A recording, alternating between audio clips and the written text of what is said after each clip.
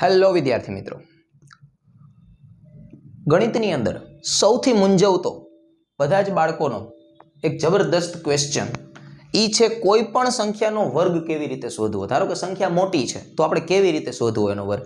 તો આજે હું તમને એક એની જબરદસ્ત અને સરળ રીત શીખવાડીશ કે એની અંદર તમે ઇઝીલી વિધિન 5 થી 6 સેકન્ડની અંદર તમે એનો કોઈ પણ સંખ્યાનો વર્ગ શોધી શકશો। ધારો કે આપણે ઉદાહરણ લઈએ એક સોલ્વ કરવા માટે તો આપણને આઈડિયા થોડો ક્લિયર થાય। ધારો કે હું એમ કહું છું કે મારે 72 એટલે કે 72 છે એનો મારે વર્ગ જોઈએ છે, બરાબર। તો હું શું કરીશ, સૌથી પહેલા તો જો અહીંયા 7 સંખ્યા છે તો આ 7 માં તમારે શું કરવાનું, અહીંયા લખી નાખવાના 7 નો વર્ગ। અહીંયા શું કરી નાખવાનું તો કે 2 છે તો અહીંયા લખી નાખવાનું 2 નો વર્ગ, બરાબર। હવે વચ્ચે જગ્યા ખાલી છે તો ત્યાં તમે શું કરશો તો અહીંયા ખાસ એક ધ્યાન રાખવાનું તો કે અહીંયા કેટલા છે 7 છે એને ગુણ્યા 2 એને ગુણ્યા 2, આ મેં ક્યાંથી લીધા 7 ગુણ્યા 2 ગુણ્યા 2, બરાબર। આટલું વચ્ચે મૂકી દેવાનું। હવે તમારે શું કરવાનું તો કે 7 નો વર્ગ કેટલો થાય એ આપણને આવડવું જોઈએ, તો કે કેટલો છે તો કે 49 થાય, 7 7 49, બરાબર। 2 નો વર્ગ કેટલો થશે તો કે ઈ થશે 4, શું કરવા 2 ગુણ્યા 2 એટલે 4 થાય।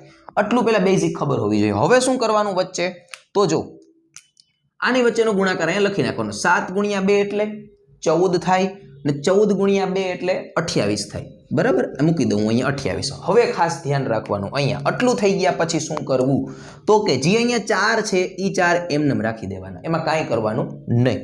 હવે અહીંયા જે બે આંકડાનો જે બે આંકડા આવ્યા છે એમાં શું કરવાનું તો કે અહીંયાથી જે પહેલો આંકડો છે એટલે કે પહેલો નંબર છે એને તમારે ક્યાં લખી નાખવાનો, અહીંયા આ જે સંખ્યા લીધી એની બાજુમાં, બરાબર।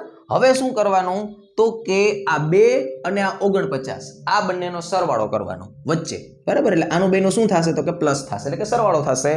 49 માં 2 નાખીએ એટલે 50 અને 51, બરાબર। તો 51 મારે ક્યાં લખી નાખવાના, અહીંયા। આ શું છે મારો 51 84 5184, એ શું છે તો કે એ 72 છે 72 એનો શું છે વર્ગ છે, બરાબર। એટલે કે એનો સ્ક્વેર છે, બરાબર। આ એક જાતની શું છે તો કે સ્ક્વેર કાઢવાની સરળમાં સરળ રીત છે। આના દ્વારા તમે બે આંકડાની કોઈ પણ સંખ્યા હોય એનો તમે આરામથી તમે એનો વર્ગ કાઢી શકો છો।